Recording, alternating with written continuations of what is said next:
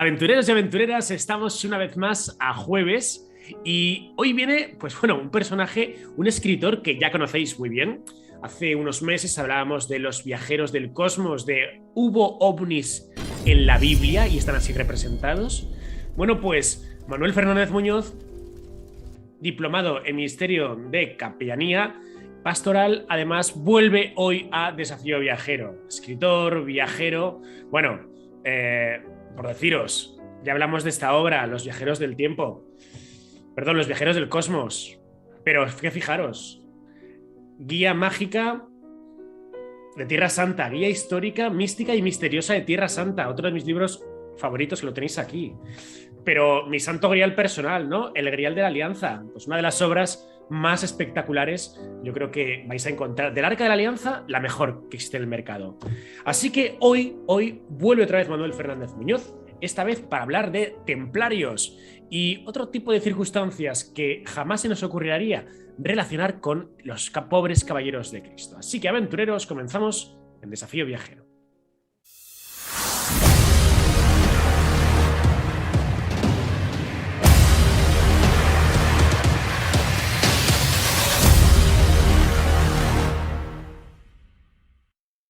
Manuel Fernández Muñoz, bienvenido, ¿qué tal? Muchísimas gracias, amigo mío, por invitarme de nuevo aquí a este rinconcito de sueños tuyos. Bueno, nos traes tu nuevo libro. Esto no estaba en mi libro de historia de templarios, de los templarios. Llegan los pobres caballeros de Cristo por aquí. Yo la verdad es que, bueno, me lo he bebido tu obra en prácticamente 3-4 días, porque se entiende todo facilísimamente, todo un poco con el estilo de escritura que tú tienes, ¿no? Que te he dicho alguna vez que es totalmente inconfundible, que lees una página y ya sabes que es Manuel Fernández Muñoz quien está hablando. Así que llegan los templarios. ¿Cómo es que te has decidido para hablar de esta materia en tu nueva obra?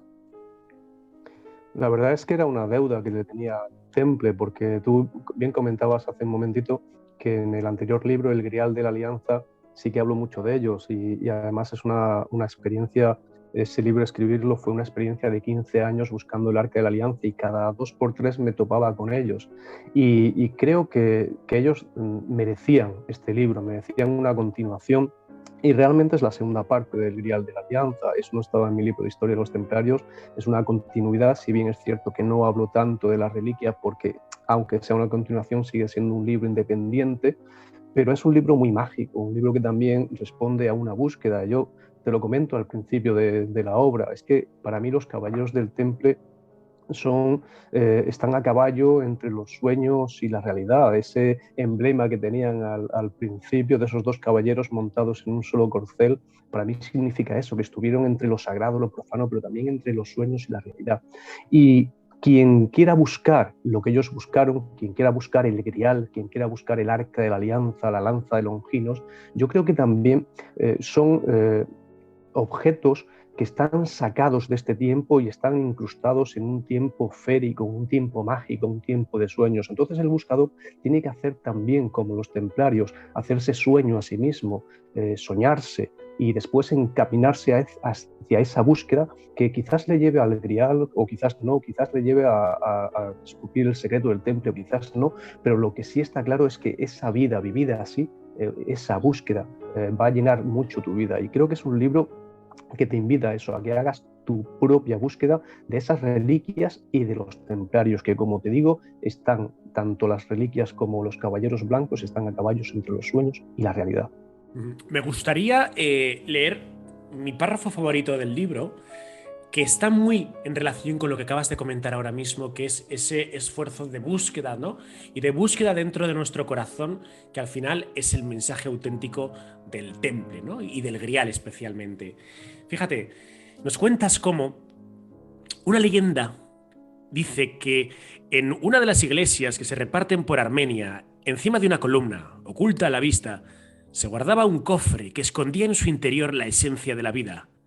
Ese era el lugar más sagrado de todo el país. Sin embargo, cuando el ejército mongol invadió el principado de Zakaryan, su comandante entró en el templo, derribó la columna y sin ningún respeto abrió la caja.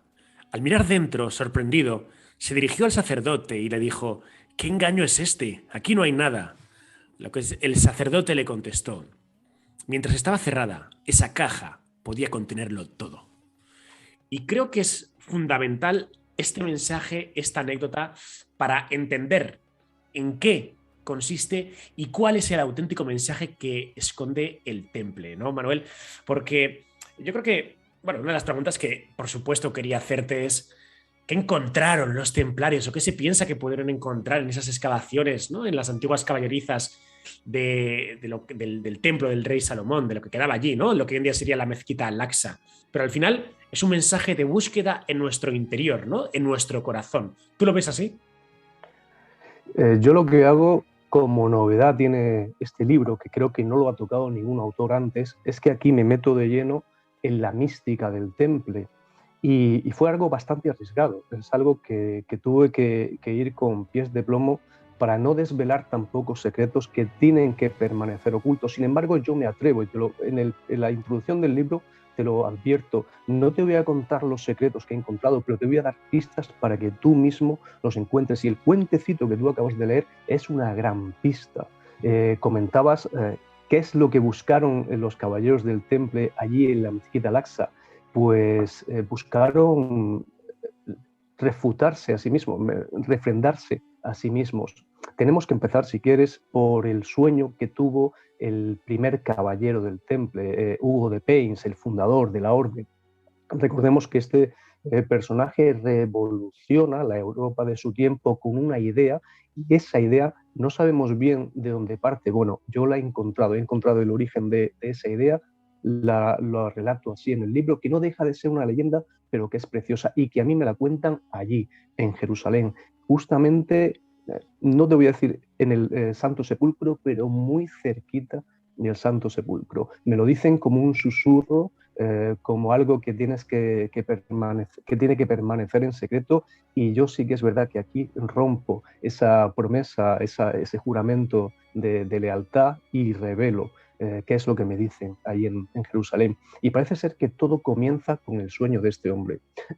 Tenemos que tener en cuenta que él estaba muy enamorado de su esposa, enamoradísimo, y sin embargo la vida le da un revés y su esposa fallece y él no puede superar este dolor, por lo cual decide recluirse, salirse del siglo y recluirse en el monasterio de Molesmes. Allí se va a dedicar a la vida contemplativa, a estudiar las escrituras, y se va a encontrar con un personaje muy curioso que yo llamo en el libro Merlín de Claraval, pero que no es otro que Bernardo de Claraval, con quien después tendrá una relación muy curiosa. Va pasando el tiempo y su mecenas, el conde Hugo de Champaña, lo reclama. Va a por él, posiblemente a instancias de Bernardo, para llevárselo a Tierra Santa, para que él pueda expiar los pecados de su mujer. Y Hugo de Champaña no tenía descendencia, quiere ir a Jerusalén para pedirle a Dios que le dé un vástago, un hijo. Y es aquí cuando comienza el periplo de estos dos personajes, el primer viaje que hacen a Tierra Santa.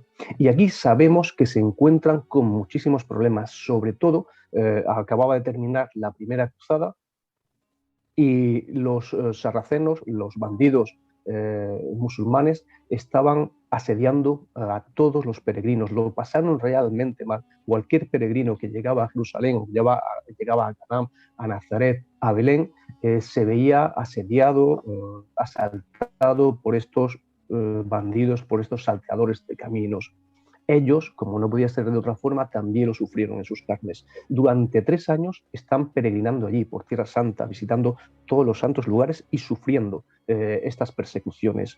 Y Hugo de Payns parece ser, en un momento de introspección, allí en Jerusalén, muy cerquita de un lugar que tú y yo hemos estado, el Templum Domini, la cúpula de la roca.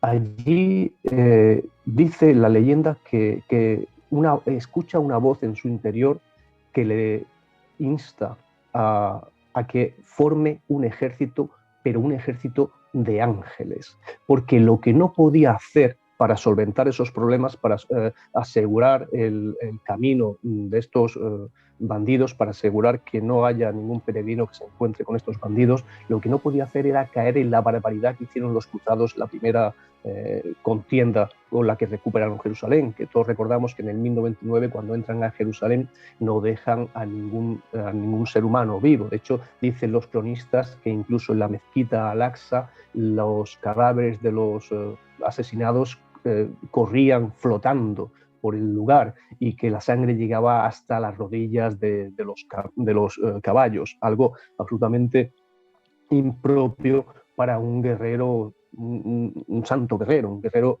que se dedica a luchar por Dios y a liberar a los santos lugares, valga la redundancia.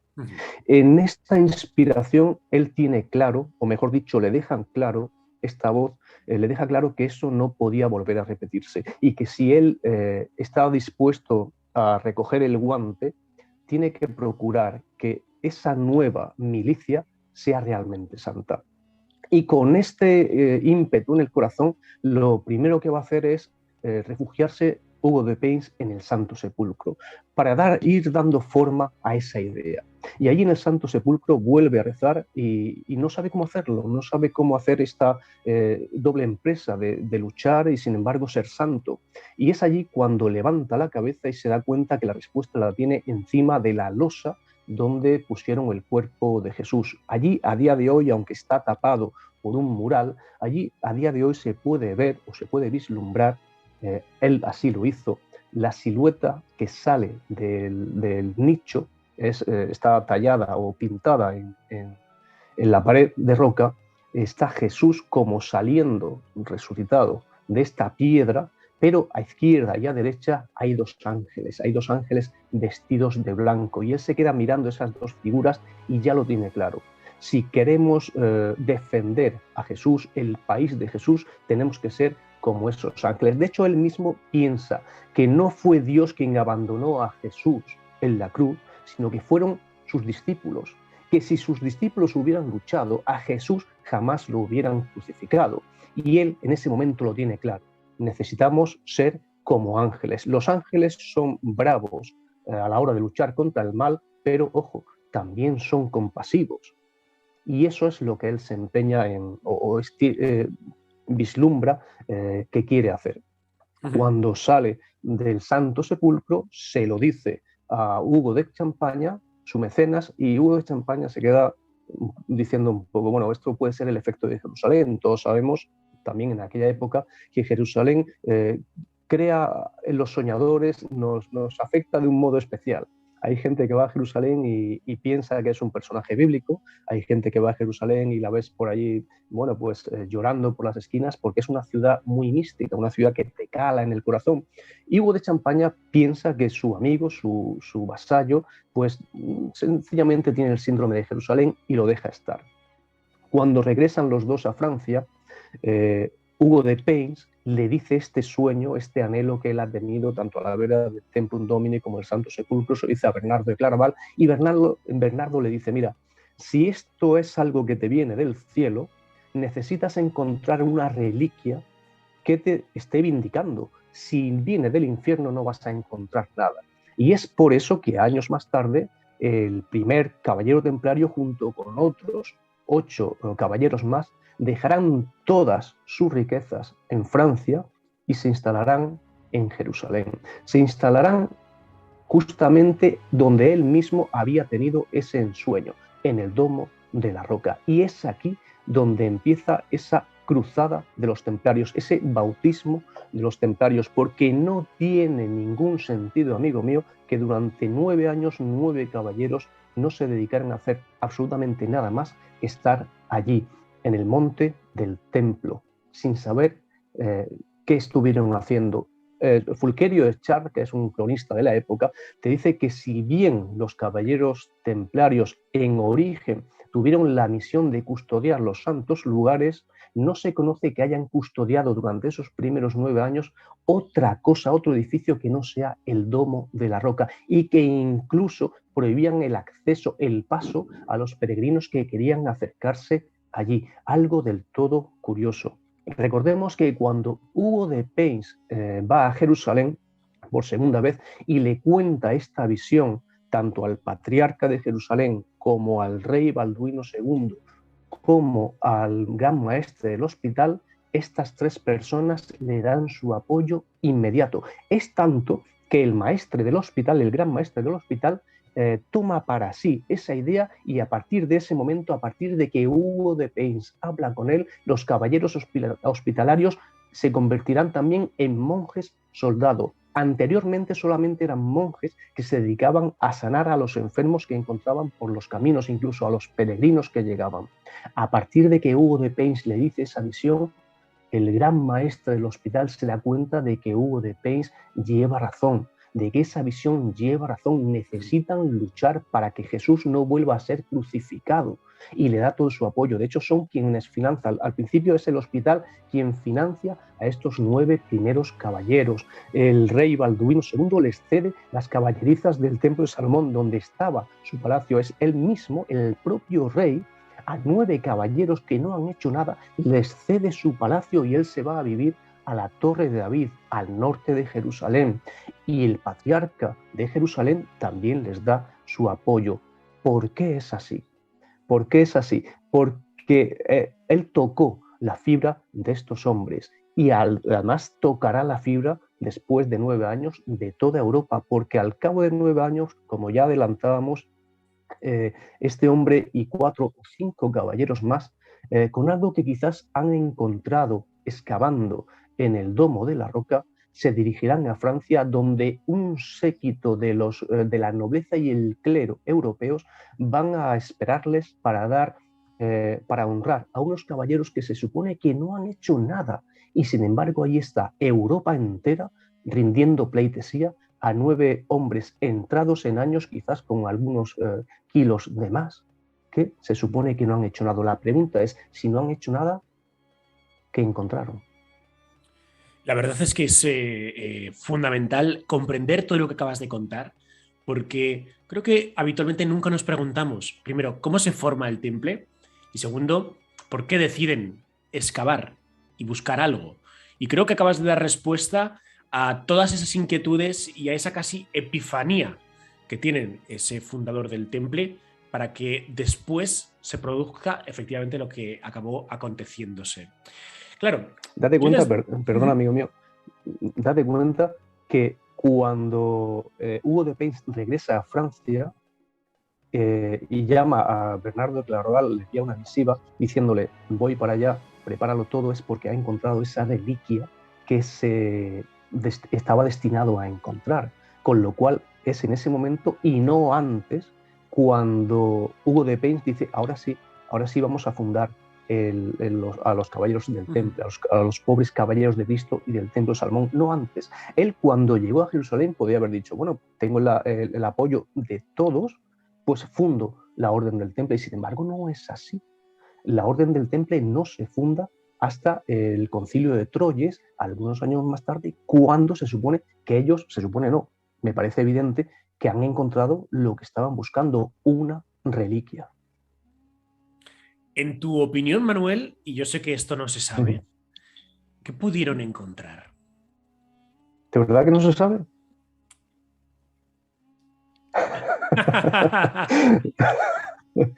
Verás, A ver. Tú y yo, Bombo y hemos platillo, estado redoble, redoble. tú y yo hemos estado en Jerusalén. Hemos paseado por el monte del Templo. Yo he podido entrar en el Domo de la Roca porque tengo he estudiado el Islam, me hice musulmán hace algunos años. Yo he estudiado, hay que aclarar a las personas que nos están escuchando, que nos están oyendo, que compran mis libros, que yo soy cristiano, musulmán y judío porque he estudiado y he bebido de las 3 religiones indistintamente, y tengo el corazón partido en 3. Entonces yo puedo entrar en una mezquita y rezar a la manera islámica, puedo entrar en una yeshiva y estudiar la Torá porque sé hablar un poco de hebreo, y evidentemente puedo entrar en una iglesia porque soy cristiano de nacimiento. Entonces, el Domo de la Roca es un lugar donde solamente pueden pasar a día de hoy los musulmanes. El Domo de la Roca es un lugar, uno de los lugares más mágicos que hay en todo el planeta. Recordemos que es allí donde se supone que Dios comienza el mundo, comienza la tierra ahí en ese justo momento, en esa roca, porque allí el Domo de la Roca tiene su nombre porque es el edificio que está construyendo una roca sagrada. Y es esa roca donde se supone, como decíamos, que Dios comienza a hacer el mundo. Pero es en esa roca también donde el patriarca Jacob se va a echar y va a soñar que justamente en esa roca hay una escalera por donde ángeles están subiendo y bajando del cielo. Es en esa roca donde años más tarde Salomón traerá el arca de la alianza y la pondrá justamente allí. Y es en esa roca donde se alzará el templo de Salomón, donde Salomón construirá el templo para custodiar el arca de la alianza. El templo de Jerusalén no tenía otro motivo de existir que custodiar el arca, y precisamente la custodia allí encima de esa roca, en el Sacta Sanctorum, en el Santo de los Santos. Entonces estamos en el edificio para el judaísmo, para el islam y para el cristianismo quizás más sagrado del mundo. Desafortunadamente hoy los musulmanes no dejan pasar a otras confesiones dentro del edificio a rezar o sencillamente a visitarlo. Como te digo, yo tengo la suerte de poder pasar, y justamente debajo de esa roca, hoy es mezquita, debajo de esa roca hay una cueva que yo, investigando en los legajos de la Edad Media, encuentro que está documentada por Ali Derat, que es un cronista árabe, un cronista que llega alrededor del 1160, es decir, cuando los templarios ya no están en esa roca, o cuando los templarios ya han dejado de excavar, y documenta que está el domo de la roca que construye Omar, que está esta roca, y que debajo de esta roca hay una serie de escalones y después un hipogeo donde caben apenas 10-15 personas. A esta cueva le llama Pozo de Almas. De esta cueva no se sabe absolutamente nada anteriormente. Ningún cronista te la describe anteriormente, o por lo menos los que te la describen no dicen nada de una cueva en ese lugar. Nosotros sabemos por las crónicas árabes que Omar hace una mezquita, hace un domo, hay una piedra, pero no te dice absolutamente nada de esta cueva. Entonces la pregunta se hace evidente: si antes la cueva no estaba ahí, después de que los templarios están allí, la cueva está, algo tuvieron que encontrar. Lo más curioso es que cuando yo paso a esta cueva, bajo los escalones justamente enfrente de mí, en la pared norte, descubro que hay un basamento, es decir, una especie de basamento, es que no hay otra palabra, un basamento tallado en la roca, y no te lo vas a creer, amigo mío, pero ese basamento tiene las mismas medidas que tenía el Arca de la Alianza, 70 por 70 por 110. Entonces tú me dices, no hay ninguna evidencia de que lo que encontraron debajo del domo de la roca los templarios. Es cierto, evidencia quizás física no hay, pero aquí tenemos una prueba circunstancial de que posiblemente lo que encontraron estos caballeros fue el Arca de la Alianza. Y además te lo sigo documentando en el libro, porque he encontrado numerosos textos de sabiduría hebrea, por ejemplo, el Evangelio, el Apócrifo de Baruch, donde te asegura que cuando el Jerusalén pensaba, estamos hablando de la época en la que los reyes de Jerusalén eran judíos, los reyes de Judá eran hebreos. Cuando los reyes de Judá pensaban que el reino estaba en peligro y que los paganos podían entrar en Jerusalén y robar el arca, la escondían. ¿Cómo la escondían? La tierra se abría, la tierra se la tragaba y la tierra se volvía a cerrar, justamente en el Sacta Sanctorum. Es decir, una descripción absolutamente increíble del Pozo de Almas. También hay una leyenda sefardí de Toledo que te dice que realmente no había solamente una cueva, sino que había dos debajo del Pozo de Almas, que una cueva tenía unos legajos y algunos manuscritos, algunos tesoros de sabiduría y tesoros materiales también, para que si alguien decidía excavar debajo del templo encontraran esa primera cueva con estos legajos, con estos tesoros, y dejaran de buscar diciendo ya lo hemos encontrado, pero que realmente el tesoro, el Arca de la Alianza, se encontraba detrás de esa cueva, en otra cueva siguiente, y es allí donde, bueno, pues se encontraba, como decimos, el Arca de la Alianza. Y tiene también sentido, porque cuando tú entras en este pozo de almas, es como si hubiera dos ambientes. Es como si en algún momento hubiera una cueva inicial y después ese basamento hubiese estado oculto como por un muro, por una pared. Como te digo, es muy curioso, pero puede ser, es posible que todavía el arca siga esperando ahí en Jerusalén. Recordemos que hay debajo del monte del templo, es como un queso de Gruyère. Está totalmente hueco y eso lo puede descubrir cualquier viajero que a día de hoy se llegue a Jerusalén, sale por la puerta de Jaffa o por la puerta de Herodes, porque está justamente a 20, 30 metros de la puerta de Herodes. Allí tienes el acceso a la cueva de Sedecías, que es un conducto entre natural y hecho también por la mano del hombre, que te conduce directamente debajo del monte del templo. Pero que incluso se ha descubierto que hay un cuartel general, mejor dicho, un puesto de guardia templario al final de esa cueva de Sedecías, pero que esta...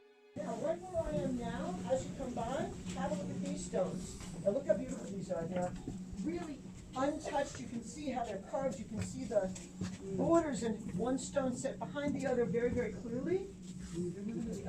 Pudiera investigar con el beneplácito de musulmanes y de judíos todo lo que hay en esas cuevas, en esos túneles, quizás encontremos que yo estoy equivocado y que lo que encontraron los templarios no fue el arca, sino esa primera cueva, y que el arca todavía sigue ahí esperando. Pero bueno, yo a día de hoy, por ese basamento, mi apuesta, creo que no estoy muy equivocado, creo que ellos encontraron el arca de la alianza.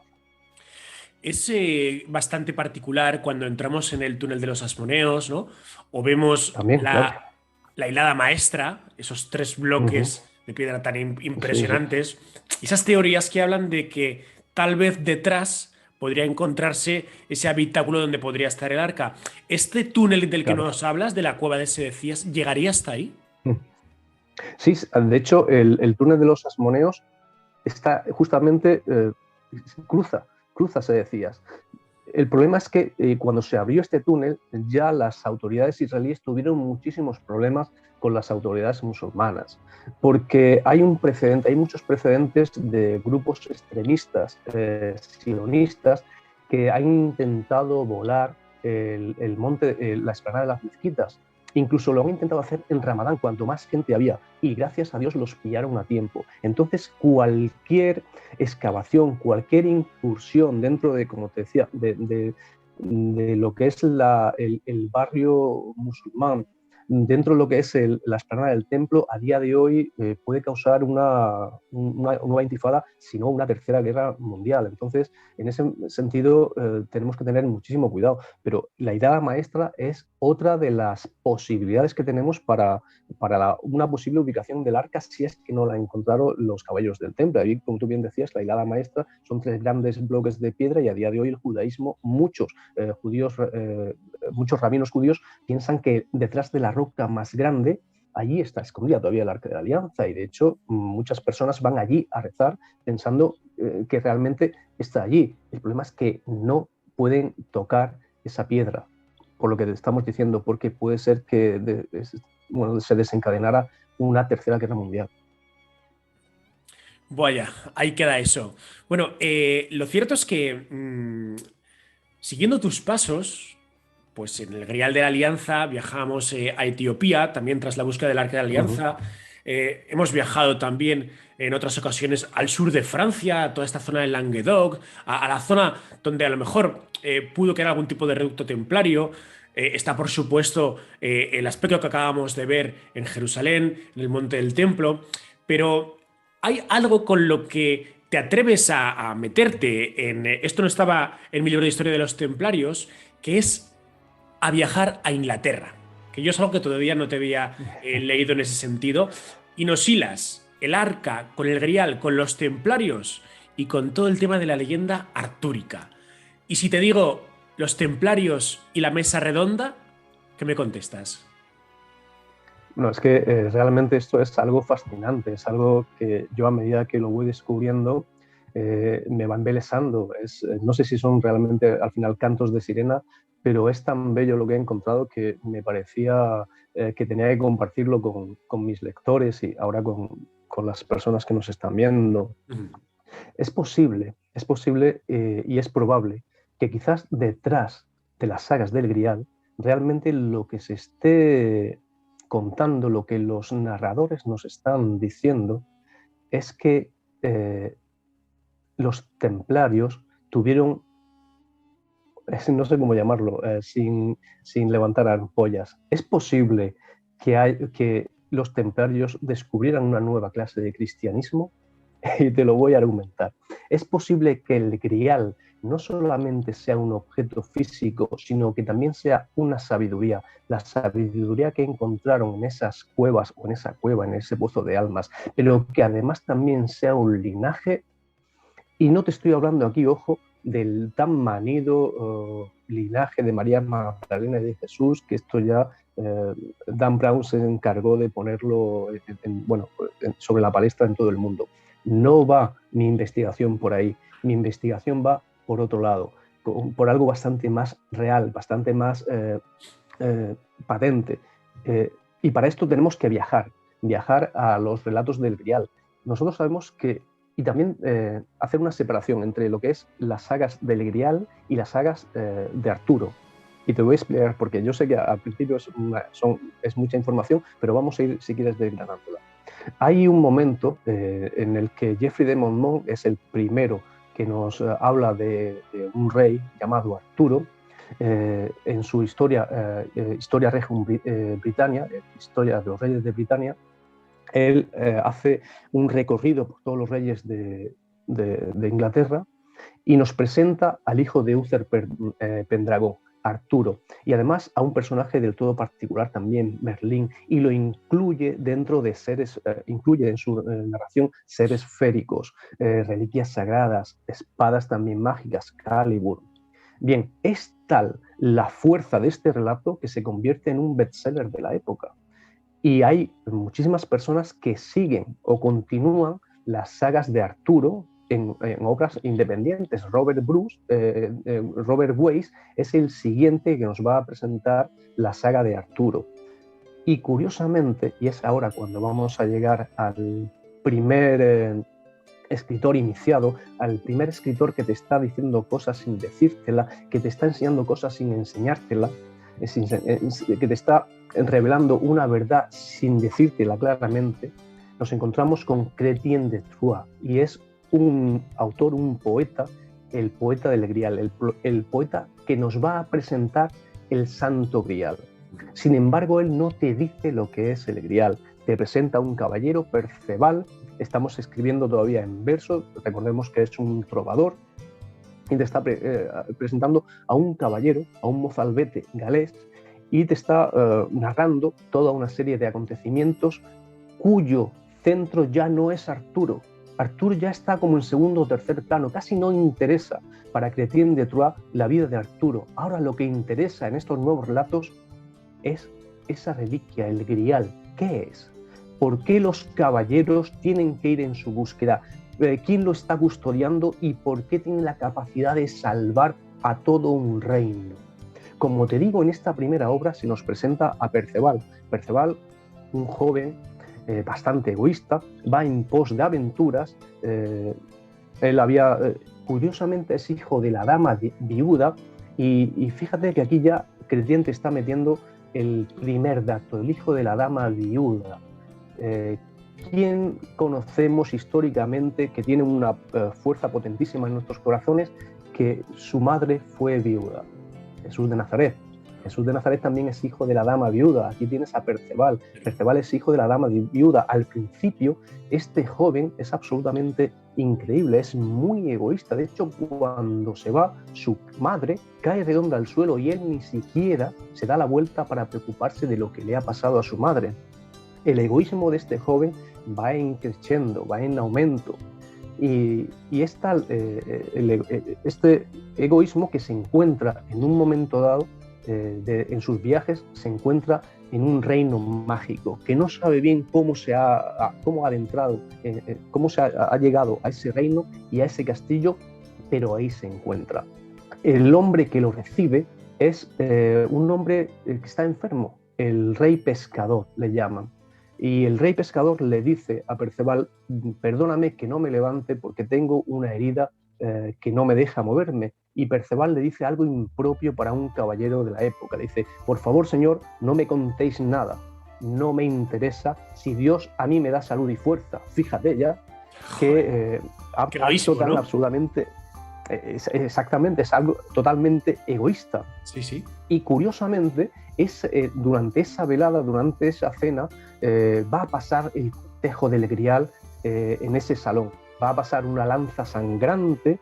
Sin embargo, Perceval la ve y no pregunta, no le interesa. Van a pasar unos candelabros y va a pasar la reliquia, el Grial, que dice Chrétien de Troyes que refulgía e iluminaba toda la habitación. Sin embargo, Perceval no dice absolutamente nada. No le interesa ni la enfermedad del rey pescador, ni lo que está pasando a su alrededor. Solamente le interesa cenar y acostarse. De hecho, perdón que te interrumpa, Manuel. Cuando nos hablas de que aparece por ahí un grial que refulgía, ¿no?, y que se veía más que incluso el fuego de las velas, no nos dice Chrétien de Troyes qué es eso del grial. Solo dice que hay un grial, que puede ser una piedra, una bandeja, una copa, un cuenco, no lo sabemos, ¿no? Claro, y además es que él no puede terminar su relato porque fallece antes del tiempo. Chrétien de Troyes deja su cuento del Grial, o el Perceval, el cuento del Grial, inacabado, con lo cual tampoco nosotros sabemos lo que es. Posiblemente sus lectores sí supieran lo que era. Es una palabra que él, como no la explica, nosotros tenemos que entender que sus lectores lo sabían de sobra, que no hacía falta que él lo explicara. Sin embargo, eso hace 900 años. Nosotros hemos perdido el significado original de esa palabra.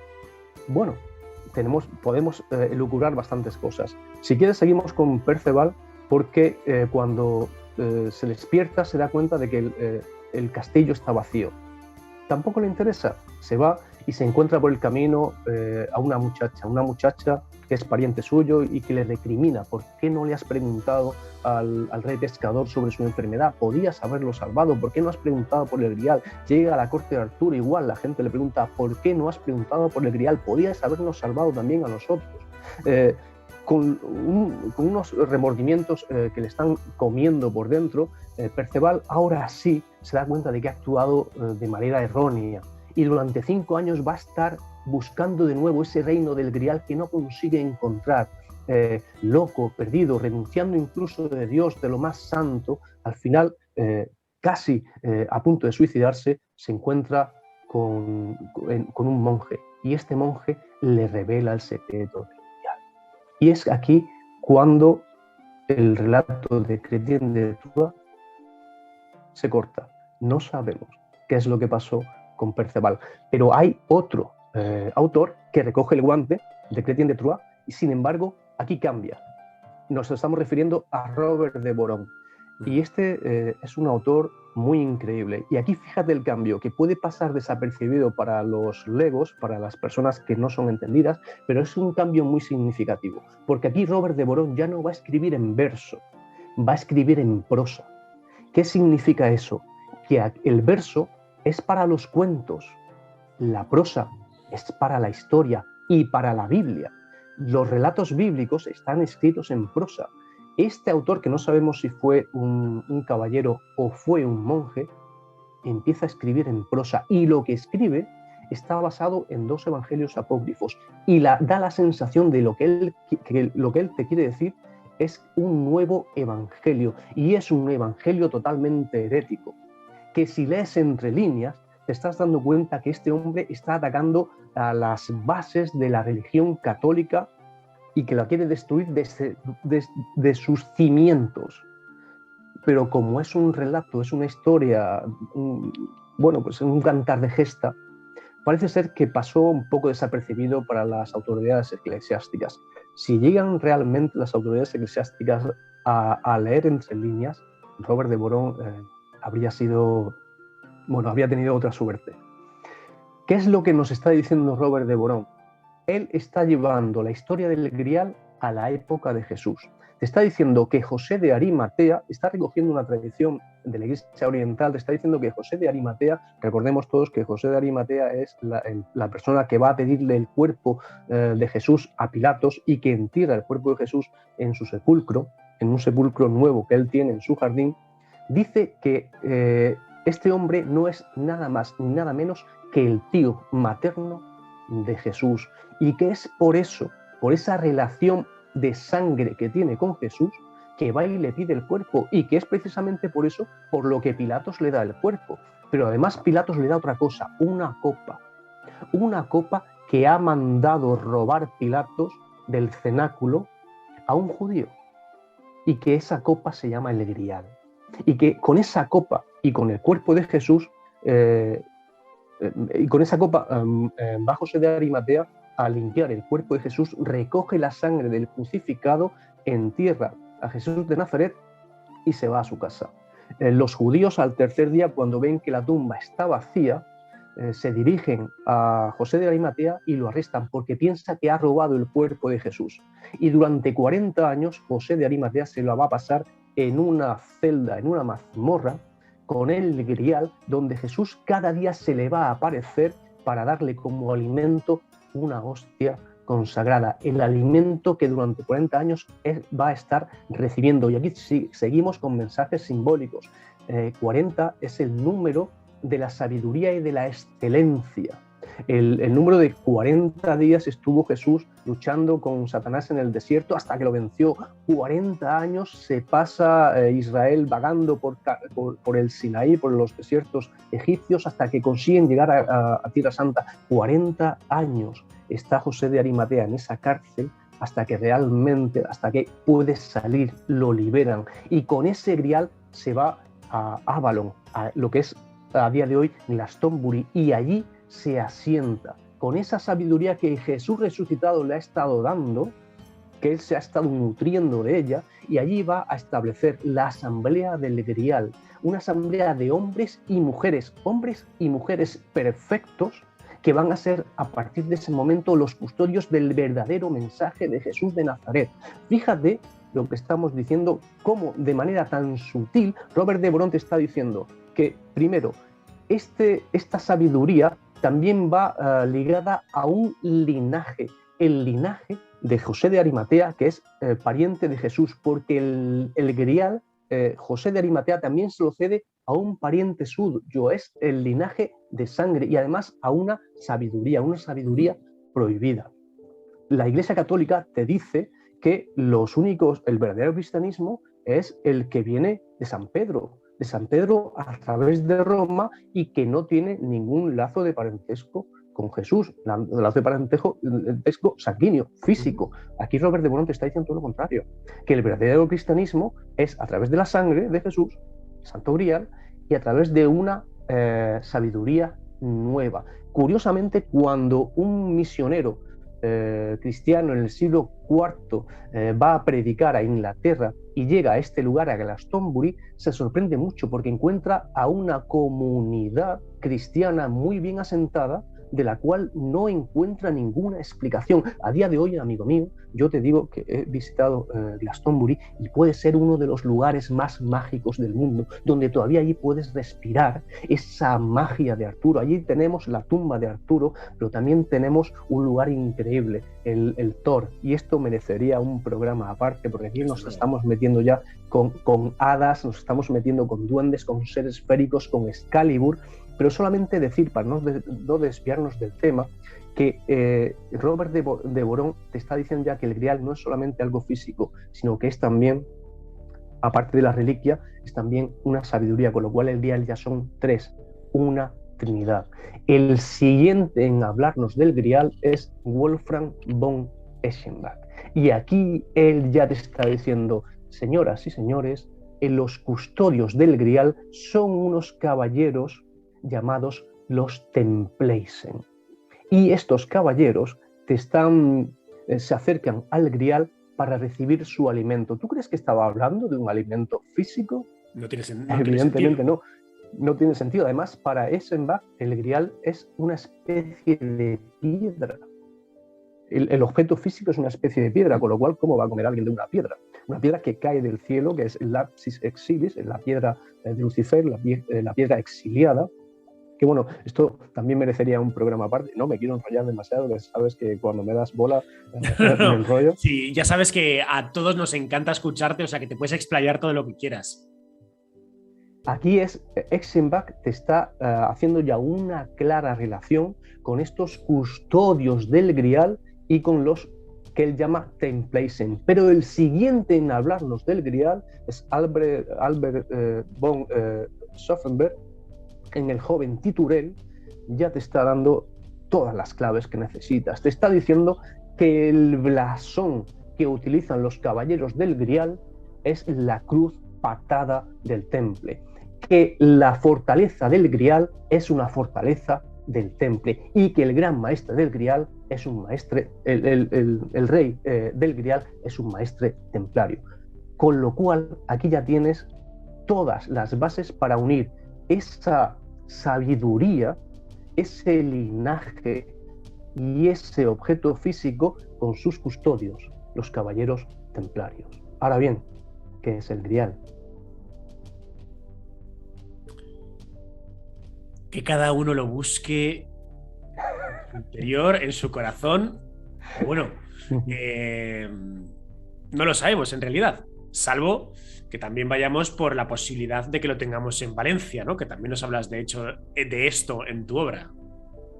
Sí, ahí estaríamos buscando la copa Claro, física. algo Pero físico. todavía nos faltan dos, porque date cuenta que estamos hablando todo de símbolos. Eschenbach te dice que cuando él acaba la obra, acaba el cuento de Chrétien de Troyes, y él nos revela que este rey pescador, este rico pescador es pariente, es el tío que se llaman Fortas, es el tío de Perceval. Ahí tienes ya el linaje físico. Pero también te está diciendo que cuando Perceval regresa y encuentra a su tío y le hace la pregunta, tío, ¿qué es lo que te pasa?, inmediatamente sana. Pero antes de hacerle la pregunta, él se inclina a la reliquia que representa la Trinidad. No te está hablando de la Trinidad cristiana, no te está hablando del Padre, Hijo y Espíritu Santo. Te está diciendo que el Grial representa esa Trinidad de objeto físico, que necesitas buscarlo, sabiduría, que necesitas encontrarla, y un linaje que es quien lo custodia. Bueno, pues ahí queda eso, desde luego, Manuel. Que estaríamos horas hablando de tu obra, pero es que para que os deis cuenta, simplemente hemos tocado, pues hemos surcado un pequeño riachuelo de todo el océano de contenido, de reflexiones y de mística que se halla en el nuevo libro de Manuel Fernández Muñoz. Claro, no es un libro clásico de los templarios. O sea, yo creo que a los que nos gusta el mundo del misterio, pues hemos rastreado el tema del temple por innumerables obras, innumerables libros, ¿no? Y todos creo que es una pauta muy concreta de cómo se forman, qué tenían que hacer, cuál era su misión, qué supuestamente encuentran, cómo se produce su final, a dónde podían haber huido los supuestos supervivientes de los templarios, si llegaron a América, de dónde vino toda esa plata. Y nada de eso prácticamente aparece en tu obra, lo cual yo creo que es la gran novedad, ¿no? Es que nos hablas hasta del Camino de Santiago y la historia narrada de todo el asunto de Santiago por España y cómo surge el Camino de Santiago, ¿no? Por tanto, tenemos el Arca de la Alianza, tenemos el Grial, tenemos las leyendas artúricas, tenemos el propio Camino de Santiago y todo ello entroncado con los templarios. Lo cual yo creo que hace pues, que sea un libro como... es que es verdad, es que no hay otro como este, ¿no? Entonces, de verdad, Manuel Fernández Muñoz, que este es pues, tu última creación, ¿no? Tu último hijo literario, pero que desde luego, desde Desafío Viajero, no solo hay que darte la enhorabuena por esto, porque también has conocido lo que es la iluminación absoluta, ¿no? Que acabas de ser padre. Sí, sí, sí. Es totalmente cierto, es el momento más feliz de mi vida. Fíjate que yo he ido buscando a Dios por todas las religiones y por todo el mundo, y yo no sabía que Dios estaba en el hecho de ser padre. Cuando vi hace 46 días que tiene mi pequeño, cuando yo lo vi por primera vez, yo estaba viendo a Dios. Me enamoré totalmente de mi hijo. Para mí, a día de hoy, no hay nada más en el mundo que mi hijo, y daría la vida, no solamente esta que tengo, sino si tuviera 1000 vidas, la daría por él. no sé si eso es la iluminación, yo creo que tiene que estar muy cerca. Y me compadezco de Buda y de todas estas personas que no han tenido, que buscando, como yo hacía antes, buscando la felicidad en otro sitio, no la han sabido buscar donde realmente yo la he encontrado, que es en el hecho de ser padre. Como te digo, es algo tan increíble. Cuando yo vi por primera vez a mi hijo, supe que la felicidad pesaba 3 kilos y poco y medía 50 centímetros y que abrazar esa felicidad me haría completamente feliz a mí mismo. Y es lo que a día de hoy me estoy dedicando, a ser padre y a disfrutar de todo eso. Muchísimas gracias por tus palabras. Nos hemos ¿Verdad? quedado... no me esperaba que dijeras esto de mi hijo y me emociono. Y muchas Es gracias que, porque eres mi amigo y te lo agradezco de verdad. hombre, de verdad, Manuel, porque ya hace muchos años que nos seguimos la pista, ¿no? Y yo sigo Sí, todas tus sí, desde luego. reflexiones, leo todos tus libros, leo todos tus prólogos, ¿no? Y identifico en una frase, mira, ya creo que te lo dije, con no sé Sí, qué, sí, creo que es el último libro de José Manuel Jesús Garuceda. Segaduceda, ¿verdad?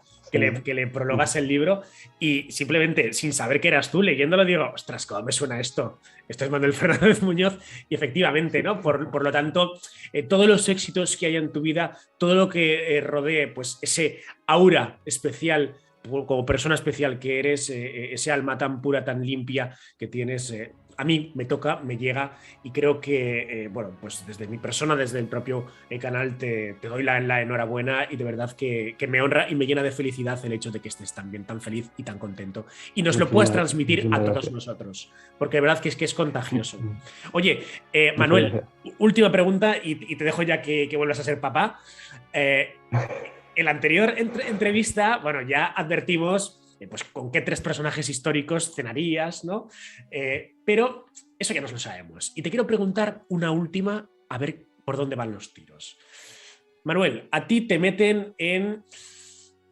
bueno, sí, te meten en una sala donde tienes el cronovisor, ¿no? Y puedes ver una escena del pasado. Simplemente observar esa fotografía del pasado. ¿Qué momento histórico te gustaría contemplar?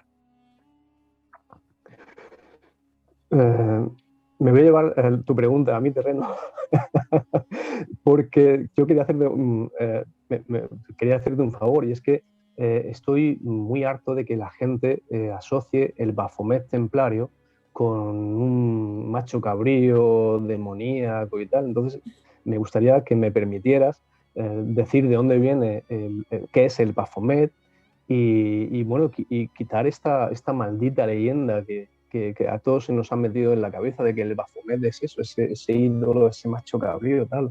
Así que Vamos yo allá. posiblemente cogería el cronovisor, iría al tipo que dijo por primera vez que el Baphomet es un macho cabrío y no sé, pues quizás le aguantaría la cara, ¿no? Mira, sí, es que me da mucha rabia, mucha rabia. Este verano, eh, el verano anterior, recopilando información sobre el libro, estuve visitando EUNATE. EUNATE es una capilla muy mágica, absolutamente mágica. No tiene nada que ver con el temple, pero es muy mágica. Y allí hay dos especies de, no sé si es macho cabrío, son dos efigies Dos que le hombres llaman Baphomet. barbudos, ¿no? Que se enrosca la barba. Exactamente. Ujú. Sí, realmente son esos, son dos hombres verdes, pero que se les ha llamado Baphomet por alguna razón, porque se parece más bien a un macho cabrío. Y, y me encuentro allí con un chico diciéndole a su pareja, pues esos son el Baphomet que adoraban los templarios en un culto satánico, tal y igual. Y me encuentro eso cada 2 por 3. Y me gustaría que me dieras la oportunidad de aclarar que el Baphomet no es un ídolo, no es un macho cabrío, no es un ídolo pagano, no. Cuando a Felipe el Hermoso es quien acusa a los templarios de pisotear la cruz, de una segunda iniciación, de amancebarse los unos con los otros, de luciferismo, de adorar el Baphomet. Él no te está diciendo nada de ese Baphomet. Pasa igual que con el Grial, no tiene que explicarlo porque ellos saben perfectamente lo que es el Baphomet. Nosotros hemos perdido el significado 900 años después, pero podemos hacer una incursión en los legajos del pasado y ver si hay esa palabra que se encuentra en algún sitio. Y sí que se encuentra. Nosotros, a día de hoy, al profeta del Islam lo llamamos Mahoma. Es la derivación de su nombre original, Muhammad, que cuando llega a Hispania se convierte en Mahoma por la idiosincrasia del lenguaje. Bien, cuando el nombre de Mahoma, de Muhammad, llega a Francia, se le dice, actualmente no se le llama Muhammad, se le llama Mohamed. Al principio se le llamó Baphomet. De hecho, las bafomerías eran mezquitas. Cuando aquí Felipe el Hermoso te está diciendo que los templarios están adorando al Baphomet, te está diciendo que los templarios se han hecho musulmanes. Y eso, para la mentalidad de la época, es el pecado más grande del mundo. ¿Cómo es posible que la élite de la cristiandad se haga musulmana? Es una traición horrible, horrenda, nada que ver. Incluso si hubieran adorado al diablo, lo mismo tenían perdón, pero se habían hecho musulmanes. Era absolutamente increíble, imperdonable. Yo en el libro pongo todos los textos donde he encontrado esa palabra y todos tienen el mismo significado.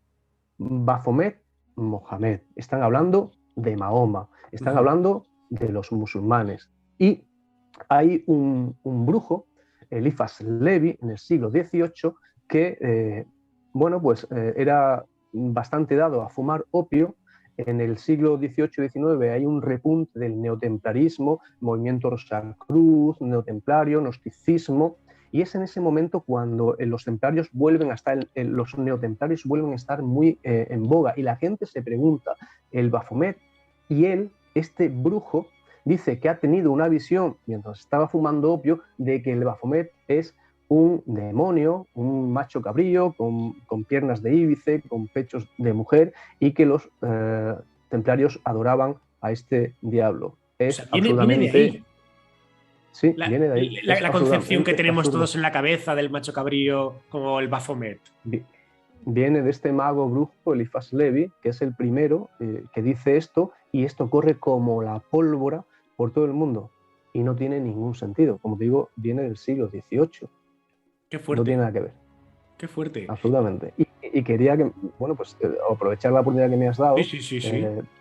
sobre todo para eso, para que nadie piense que los templarios eran adoradores de ídolos o satanistas o que mataban a los chiquillos las noches de luna llena. No. Les están acusando, Felipe el Hermoso le está acusando de haberse convertido al Islam. Madre Así mía. de sencillo. Madre mía. Desde luego que colofón, traca final lo que nos acabas de contar ahora mismo, porque yo había escuchado lo de el Mahomet y tal, ¿no? Pero antes de leer tu libro, pues tampoco sabía muy bien el por qué, ¿no? Y de dónde venía toda esta historia, y sobre todo, por qué se identifica al Baphomet como un macho cabrío, ¿no? Al que adoraban los templarios. ¿De dónde viene esa descripción, no? Porque muchas veces damos por supuestas cosas y no encontramos la raíz, o no nos preguntamos, o no buscamos directamente, ¿no? Nada, los templarios fueron acusados de adorar a ese macho cabrío, ¿no? A esa especie de el Baphomet llamado, incluso había por ahí una teoría que trataban de enlazarlo con la propia Sábana Santa, ¿no? Con un interrogatorio que Bárbara Fralle, la investigadora italiana, sacó hace unos años, ¿no? Pero efectivamente, desde luego que lo que nos acabas de contar ahora mismo, yo creo que es bastante plausible, razonable, y encaja perfectamente. Porque de hecho, cuando hoy en día vamos a Eunate y hablan, pues, sí, de esos dos señores barbudos que hay justo en la entrada, para ver al macho cabrío, no lo vemos directamente. No, hay que darle la vuelta a esa especie de capitel, y al revés, sí que la barba se transforma en cornamenta y parece que estamos viendo una calavera con cuernos, ¿no? O sea que también... hay que querer verlo, hay que querer buscarlo, ¿no? Que es al revés, o sea, que ni siquiera se ve así directamente. Entonces... Sí, de hecho, no hay ninguna representación de ningún macho cabrío de la época que esté relacionada con el temple. En las crónicas, incluso de la Inquisición, de todas las torturas que le hicieron y los interrogatorios que llevaron a cabo a todos los caballeros templarios, en ninguna de ellas se habla de un macho cabrío ni se habla de nada de este estilo. Se da por hecho de que el Baphomet es eso, que se han hecho musulmanes. No se encuentra nada, no se encuentra ningún ídolo.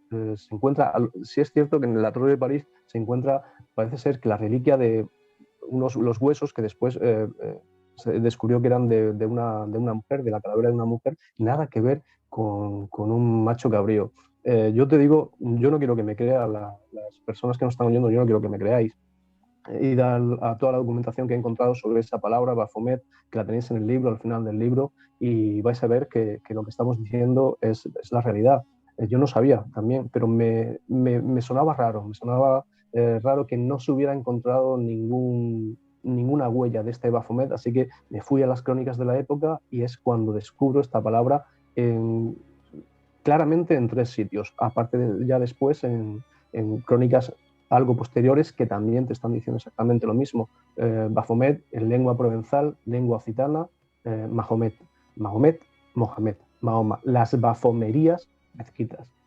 Bueno. Incluso los neotemplarios, perdona, ya termino con esto, los neotemplarios algo tuvieron que conocer, independientemente del loco este de Eliphas Levi, algo tuvieron que conocer porque sus ceremonias de iniciación, ellos utilizan una mezcla del credo cátaro, fíjate lo que te estoy diciendo, no del credo cristiano, del credo cátaro y del credo sufí, que es la mística islámica. En sus ceremonias, yo te relato una en el libro, una segunda iniciación que ellos hacen, que los neotemplarios harán a partir del siglo XVI, XVII, cuando empiezan de nuevo a estar en alza, hacen esa iniciación aunando los rituales cátaros y los rituales sufíes, con lo cual, como te digo, ellos tuvieron que conocer perfectamente lo que significaba esa palabra. Es a partir de este señor que mete esta figura en nuestra mente que se corrompe la palabra Baphomet.